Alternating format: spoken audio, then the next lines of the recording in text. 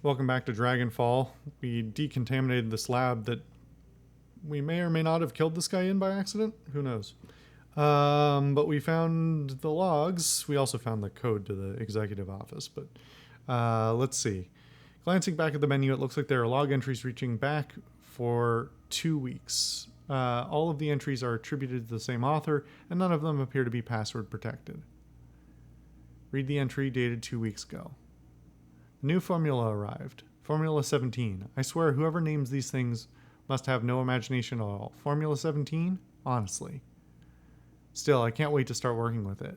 From what I've read, early clinical trials were promising in the extreme. Amazingly potent, this stuff.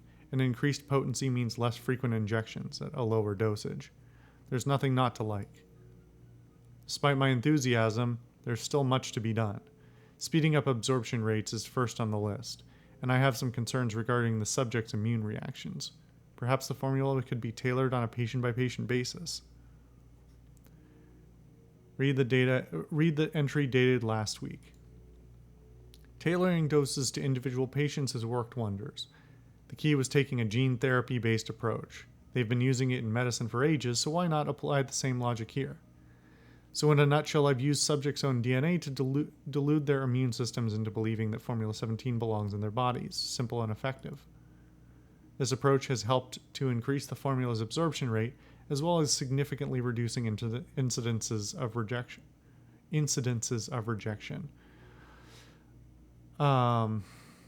Unfortunately, it also rules out an easily mass-produced product, but I am convinced that the results will justify the additional costs. Read yesterday's entry. A week. He waits an entire week before telling me that tailoring the mixture is an unacceptable solution. And then he tells me that the trials are to begin tomorrow. I have no time. And Geisbrecht's applying so much pressure that I can barely think. Bastard. Hofschaffer's probably threatening him. All of them can rot. Maybe now that Hofschaffer's playing Heat the Sheets with Geisbrecht's secretary, he'll learn to lighten up. We can only hope.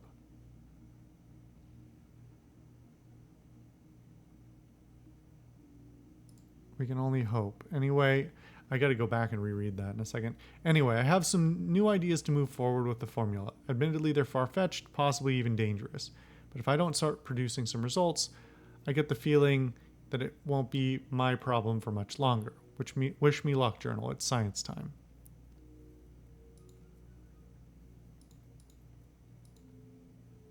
Unfortunately, I can't reread those, I don't think. That's...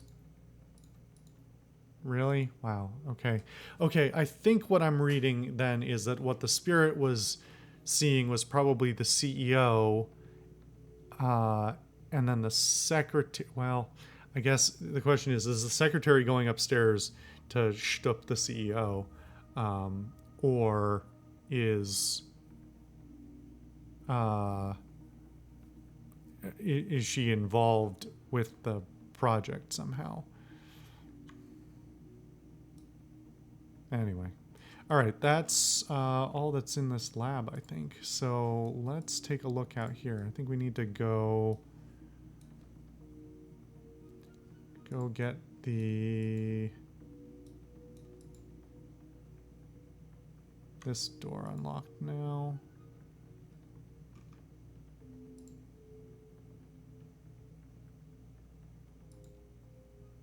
I wish it would just autofill.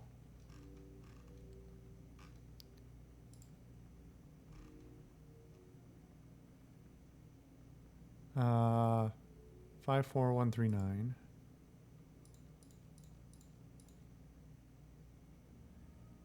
Code accepted, door unlocked. Okay.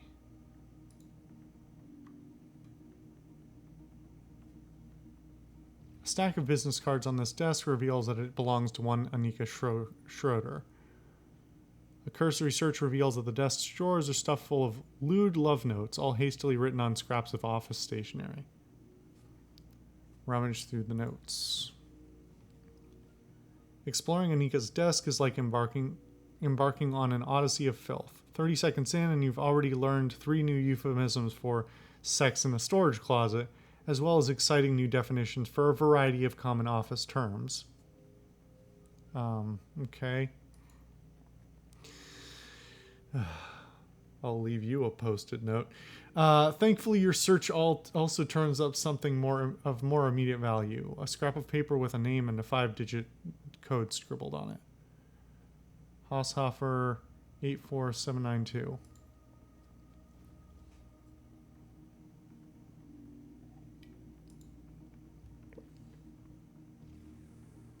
Okay.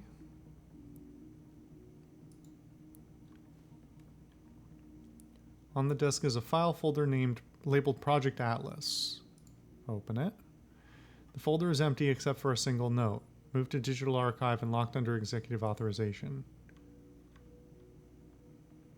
Okay. So what else do we have here?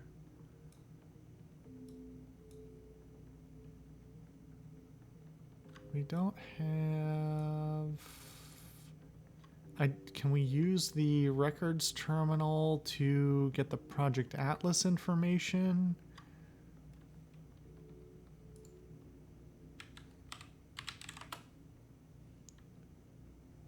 Authorization code.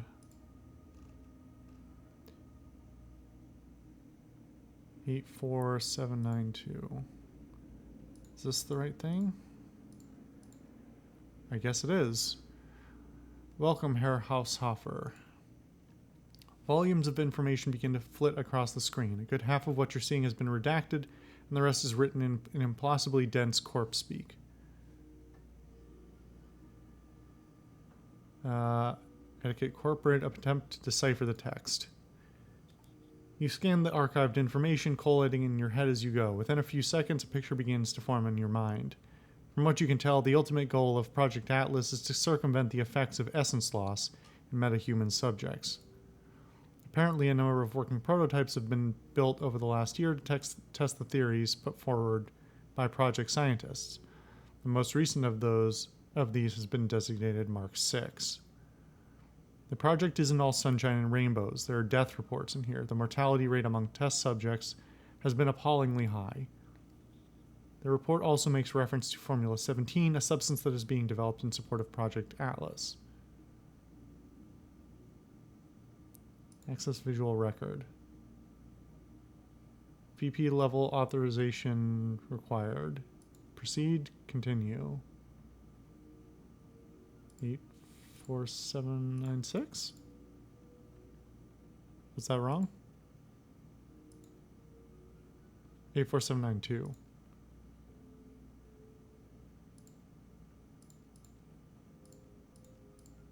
Okay. I don't know why it checks again, but...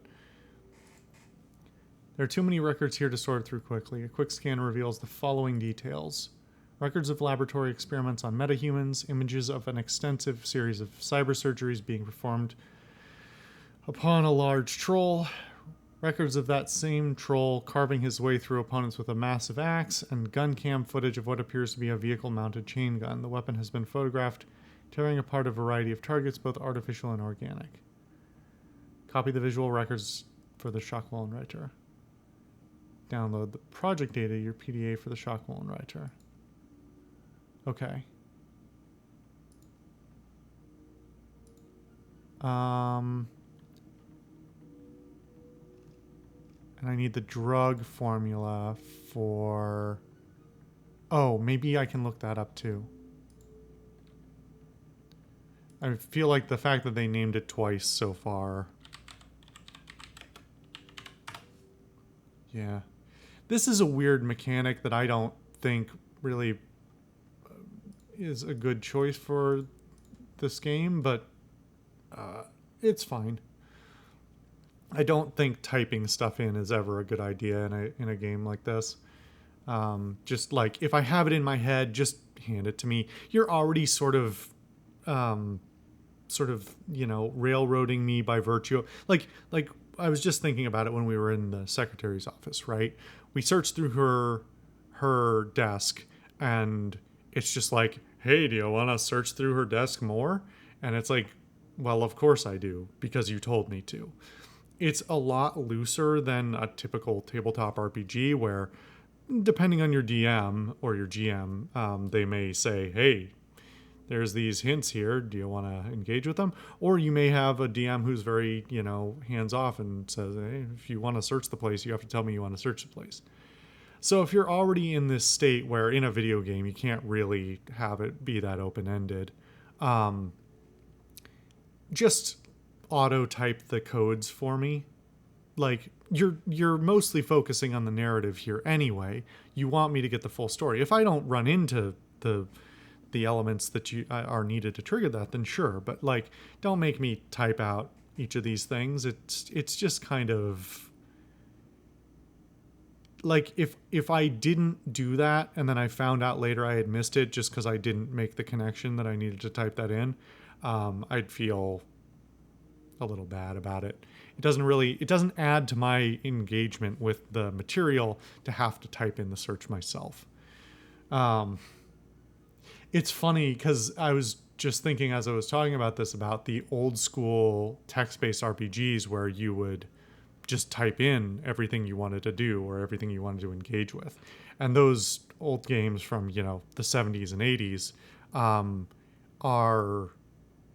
I mean, they're very rudimentary. Obviously, like basically what it does is it just does a lookup, like it does a lookup for a particular string. You type something in, it looks it up. If it doesn't have a response, it just says, I don't know what to do with that. And so it's not open-ended. But part of why that sort of gameplay went out of favor is because it's very clunky. I mean, there's an evolution over time where you see after that you get more things that like dungeon crawlers, rogue and roguelikes and things where you start to have an inventory or it starts to list you available options. And obviously that's a different sort of kind of game, but you see this move towards more assistive gameplay where rather than just being like, you got a text prompt, what the fuck do you want to do? And just having to either, think the right way or something like that, you slowly get things with either rudimentary ASCII GUIs or even towards, the 90s adventures games and stuff like that. You get an array of interaction buttons, and then you have to decide what to interact with in what way. And when you get to like a modern system like this all loops back around with another discussion I've been having recently. I don't know if anybody cares about this, but I'm going to talk about it anyway. It's my fucking channel. How I've been playing tabletop RPGs on digital platforms, and I like it. I've been playing tabletop for 20 years now, and I like a lot of the digital stuff and how it takes away some of the overhead, let's say. But my concern with some of them is that I don't want my tabletop RPG to end up being a video game, right? Part of the fun of your tabletop RPG are the tabletop aspects, the very open-ended aspects to it, the like finagling of numbers, and whereas video games tend to have pretty hard numbers. There's not like a lot of loosey-goosey when it comes to literally a computer running calculations for you to decide how your game's going to go. Anyway, I don't know where I was going with this. This is all like, it's an interesting thing. And in this particular case, given that Shadowrun was originally a tabletop RPG, I was looping back around thinking about that and how much adaptation must have happened and streamlining of mechanics in order to make something like this game and this narrative addressable in a digital form, a highly adapted digital form. Anyway, we looked up Formula 17. A complex chemical formula displays on the screen along with a series of notes. Formula 17 appears to be a drug designed to suppress higher brain functions, specifically those functions related to emotional responses and decision-making skills. From what you can tell, the overall purpose of the drug is to render a subject submissive and pliant. the notes go on to suggest that Formula 17 was developed as a component of a larger project called Atlas. Apparently, Project Atlas has something to do with cybernetic augmentation. Formula 17 was developed to help reduce the incidence of rejection in Project Atlas's test subjects. So this is interesting because it implies that the spirit loss and incidence of rejection. I mean, we'll get to this more, I think, as we learn more about this project, but interesting real world parallels, but also parallels to things like Deus Ex, which is basically an extension of the real world stuff, talking about cybernetic enhancements and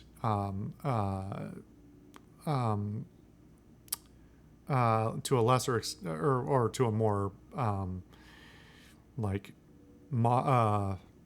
real world thing, giving people with giving amputees why can't I remember the word? I want to say it's synthetic arm, but like synthetic limbs and, replacements. And how like, or people who need like replacement organs or things like that. And are like even things like stents and stuff where you are inserting mechanical things into human beings, basically. And so this sort of implies that there's some parallel or direct connection between the spirit, the metahuman spirit and the astral plane, and the metahuman connection to the astral plane, and how bodily modification not only affects there's the literal physical rejection, but that's either parallel to or directly connected to degradation and harm to metahuman spirit. Obviously, we're talking to Glory earlier about her augmentations and how her spirit has been dramatically degraded intentionally because she wants to, get away from some of her past and disconnect from the astral plane and those sorts of things.